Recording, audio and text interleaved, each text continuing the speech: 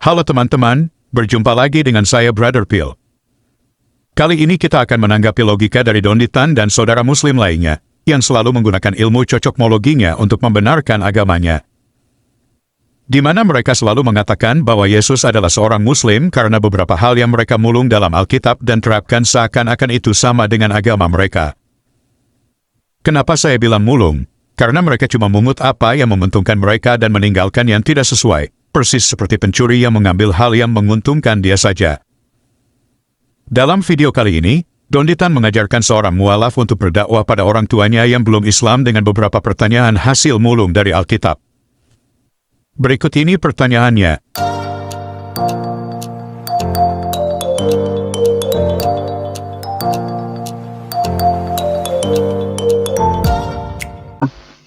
Dan Ica nanti juga bisa bilang sama papanya, Pak, kira-kira Pak, Yesus itu matinya dikafanin apa masuk peti ya Pak? Gitu. Kan di Bible ada, Yesus matinya dikafanin. Sekarang umat beragama apa Pak yang matinya dikafanin? Ya, Ica boleh catat nih, soal mati dikafanin. Nanti ada di Bible, saya bisa tunjukin. Kita berhenti sejenak. Tadi pertanyaan pertama kepada ayah dari mualaf itu adalah, apakah Yesus ketika mati dikafanin atau masuk peti? Selanjutnya dia bertanya, umat agama mana yang matinya dikafanin? Jadi dengan pernyataan itu Donny Tan sedang mengiring opini bahwa karena Yesus dikafanin artinya Islamlah yang ngikutin Yesus. Kenapa kesimpulannya prematur? Yang matinya dikafanin bukan cuma Islam, agama Yahudi juga matinya dikafanin. Jadi apakah Donny Tan sedang nyontek tradisi Yahudi? Atau Islam sama dengan Yahudi? Jika Islam mengikuti tradisi Yahudi, mungkin Donny Tan harus dengar pernyataan Abdul Somad berikut. Man tashabbaha biqaumin, siapa yang ikut tradisi suatu kaum, fahuwa minhum, maka dia bagian dari kaum tersebut. Wa usyira yaumal qiyamati ma'ahum, nanti dia di akhirat akan dibangkitkan bersama kaum itu. Siapa yang ikut tradisi orang kafir, nanti dia mati dibangkitkan sama kaum kafir itu.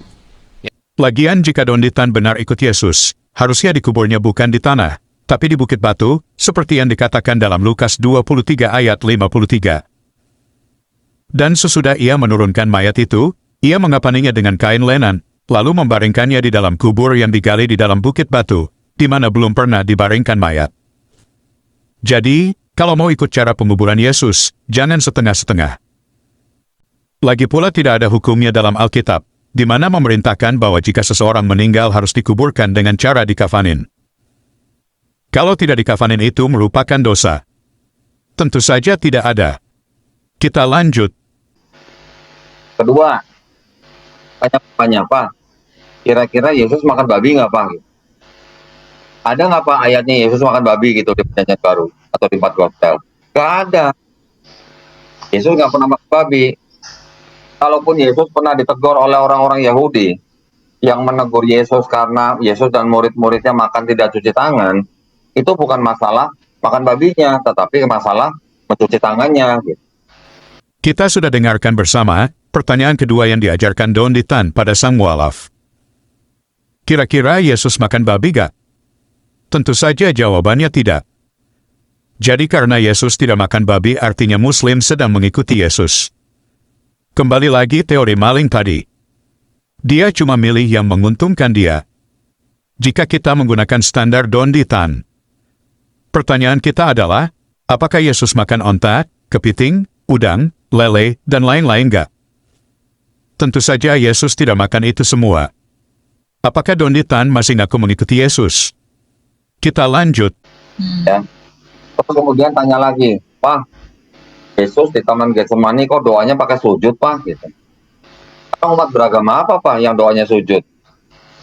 Islam apa Kristen? Gitu. Coba tanya gitu ya. Oke teman-teman, kita sudah dengarkan bersama pertanyaan Donny Tan yang ketiga. Hanya karena Yesus berdoanya sujud, dia langsung berkesimpulan bahwa Islamlah yang mengikuti Yesus. Padahal jika teman-teman mencari tahu, ada banyak agama di luar sana yang berdoanya sujud, contohnya umat Buddha dan juga umat Kristen Ortodoks. Jika menggunakan standar Donde Tan, karena Yesus berdoanya sujud, pertanyaan kita adalah, apakah umat Buddha juga sedang mengikuti Yesus? Teman-teman lihat, akibat ilmu cocokmologi semua jadi kacau. Kita lanjut. Saya tanya lagi, Pak, Yesus puasa, Pak? Kalau di Bible 40 hari. Umat beragama apa, Pak, yang puasa sebulan? Gitu? Kristen apa Islam, Pak? Gitu. Jadi sebenarnya, umat beragama apa sebenarnya, Pak, yang ngikutin Yesus, gitu? Seperti yang diceritakan dalam Bible, gitu. Minta Bapaknya jawab, coba, pelan-pelan. Pertanyaan terakhir Donde Tan adalah Yesus puasa dan umat agama apa yang puasa sama seperti Yesus? Kembali lagi, Donde Tan membuat opini seakan-akan jika mereka puasa, artinya mereka sedang mengikuti Yesus. Padahal dalam Alkitab mengatakan Yesus berpuasa tidak makan dan minum selama 40 hari. Sementara puasa yang Donde Tan lakukan adalah hanya skip makan siang. Kalau menggunakan standar Yesus, itu bukan puasa, itu cuma perubahan jam makan, yang harusnya makan 3 kali sehari, menjadi 2 kali sehari.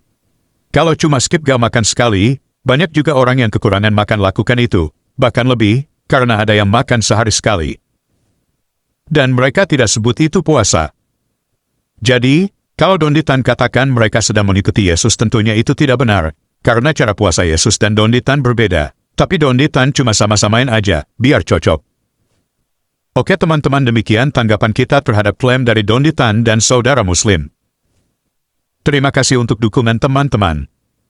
Tuhan Yesus memberkati. Nah, ya, surat keputusan bersama Menteri Agama dan Menteri Dalam Negeri, kalau nggak salah nomor 1 tahun 79, itu yang melarang ya, orang untuk merayu, mengintimidasi atau mengajak orang yang sudah beragama, mengajak orang yang sudah beragama. Kalau orang yang belum beragama boleh-boleh saja, tapi kalau yang sudah beragama itu dilarang. 346 menit kemudian. Ya, setelah ini kan sudah menjadi Muslim, kita dakwah sama-sama. Insya Allah. Kita ajak kita Itu PR kita ajak ya siapa saja yang mendengar dakwah kita, baik itu yang Muslim maupun yang non Muslim, untuk kembali ke Islam. Itu aja sebenarnya sih. Flashback. Mengajak orang yang sudah beragama. Kalau orang yang belum beragama boleh-boleh saja, tapi kalau yang sudah beragama itu dilarang. Memang mu'alaf ini nakal gitu loh.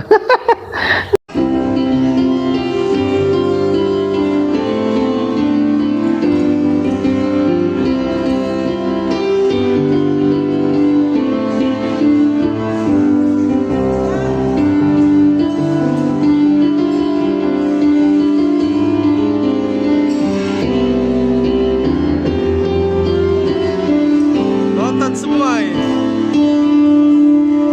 Masya Allah. Halo teman-teman, ini ada fitur baru dari YouTube, di mana teman-teman bisa mensupport channel Pil Pahit dengan cara mengklik thanks seperti ini, lalu akan muncul pilihan jumlah nominal yang teman-teman bisa support. Setelah itu kirim, teman-teman bisa mengirim dengan berbagai aplikasi seperti yang ada di layar. Terima kasih untuk dukungan teman-teman.